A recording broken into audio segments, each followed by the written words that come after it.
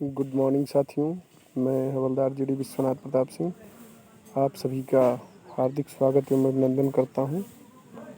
साथियों, मेरा YouTube channel है विजय सिंह 46260@gmail.com पे आप सर्च करेंगे तो मुझे मिल जाएंगे। आज का हमारा टॉपिक है विभागीय परीक्षा में हिंदी के प्रश्नों को कैसे सॉल्व करें, बेस्ट स्कोर कैसे करें और अच्छी मानक किताबें कौन सी हैं, कैसे पढ़ें, क्या करें। बहुत सारे डाउट हैं, उसको क्लियर किया जाएगा। दोस्तों, बताना चाहेंगे कि हिंदी एक ऐसा विषय है जिसको कम समय में कम पढ़ के एक अच्छा स्कोर हासिल किया जा सकता है आसानी से,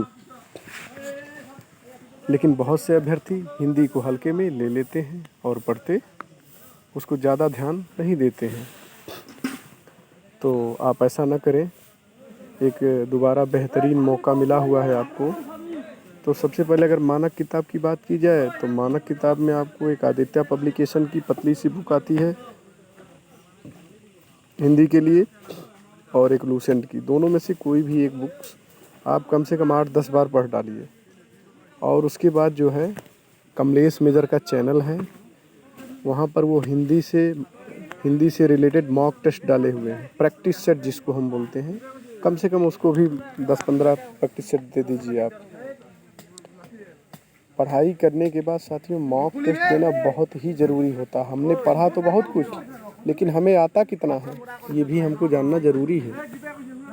तो यदि आप अगर 80-85% प्रश्नों को हल कर ले जाते हैं तब आप समझिए अब हम सेफ जोन में हैं। ये जनरल अभ्यर्थी के लिए मैं बात कर रहा हूँ। बाकी ओबीसी और SC ST की तो अगर 70% भी कर ले जाते हैं तो पर्याप्त है उनके लिए, लेकिन जनरल कैंडिडेट 80-85% से ऊपर स्कोर ही आपके लिए सेफ समझिएगा। साथियों, बताना चाहेंगे CRPF में बार बार मौका नहीं मिलता है और बार बार वैकेंसी नहीं जाती है। जैसा आप जानते हैं 2017 से अभी तक SIGD का फॉर्म नहीं आया है। कोर्ट में केस लटके पड़े हुए हैं, जिसको अवसर मिल गया। तो एक अवसर मिला है, तो यदि आप कर सकते हैं तो अपने समय को व्यर्थ न जाने दें। चुनौतियां सभी के पास हैं, ड्यूटी सभी को करना है और सब विभाग के ही अभ्यर्थी हैं।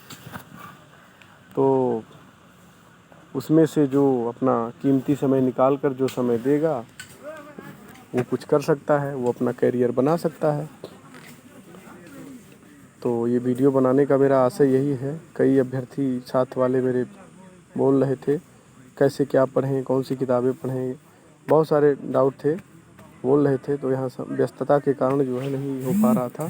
तो हमने समय निकाल करके आज यह वीडियो आप सभी के लिए बना रहा हूँ और इसमें मैं ओवरऑल एग्ज़ाम के बारे में बात करूँगा। ये तो हुई हिंदी की बात। यहाँ से हिंदी का आपका सभी डाउट क्लियर हो जाएगा और इससे बाहर कुछ नहीं आएगा। कई अभ्यर्थी कह रहे थे कि अपठित गद्यांश बहुत आ गया था। तो ये कोई बहुत कठिन चीज़ नहीं होती है। अपठित गद्यांश का उत्तर तो उसी में ही रहता है। आप उसको 2 बार सरसरी तौर पर पढ़िए, प्रश्न से रिलेटेड क्या प्रश्न पूछ रहा है सावधानी पूर्वक पढ़ें और उसका उत्तर ढूंढने की कोशिश करें, आपको मिल जाएगा। इसके बाद आपका पर्यायवाची आता है, विलोम शब्द आते हैं, मुहावरा आएगा, एक वाक्य के लिए एक शब्द आएगा और वाक्य शुद्धि आएगा। तो एक एक प्रश्न का काफ़ी महत्व रहेगा, कंपटीशन है ये। और अगर बात करें प्रोफेशनल नॉलेज की तो इसमें 70% है CRPF। इसके लिए कहीं बहुत ज़्यादा भागने की ज़रूरत नहीं है। आप जो है क्यूज़ बुक को कम से कम 10 बार पढ़ जाइए और कमलेश मेजर के चैनल से जितने मॉक टेस्ट दिए हैं सबको कर जाइए दोबारा फिर से, कहीं कोई दिक्कत नहीं आएगी। 2-4%, 10% क्वेश्चन थोड़ा सा क्यूज बुक से हो सकता है आपको ना मिले, लेकिन मैक्सिमम क्वेश्चन वहीं से मिलेंगे। और ये तभी संभव होगा जब आप कर पाएंगे, जब आप कम से कम 8-10 बार उसको पढ़ेंगे। तो वहाँ से आपका ये 2 चीज़ें हो गई, हिंदी हो गई और ये CRPF क्लियर हो गया। दूसरा आएगा रीजनिंग। रीजनिंग के लिए AK झा सर की बुक आती है, उसमें बहुत अच्छे से समझाया हुआ है रीजनिंग को।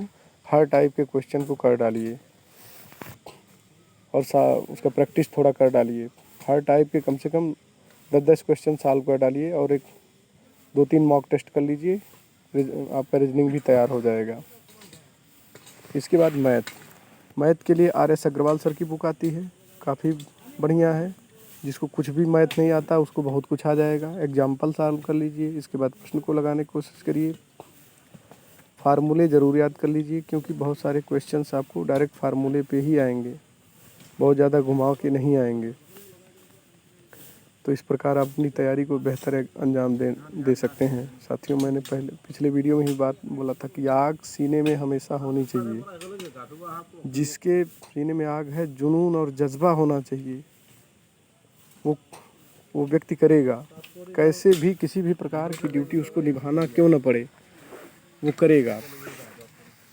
तो किसी कार्य के प्रति अगर आग सीने में है तो वो ज़रूर धधकती है, और आदमी जुट जाइए, जी जान से लग जाइए।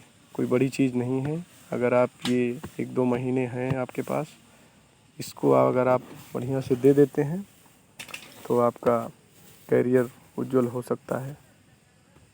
तो साथियों, आपसे यही गुजारिश है, एक सुनहरा अवसर मिला हुआ है, इसको व्यर्थ न जाने दें और इसमें अपनी सफलता सुनिश्चित करें। मुझे उम्मीद है कि जो अभ्यर्थी सीरियस हैं वो हमारी बातों पे अमल करेंगे और कुछ अच्छा करेंगे। जय हिंद, जय भारत।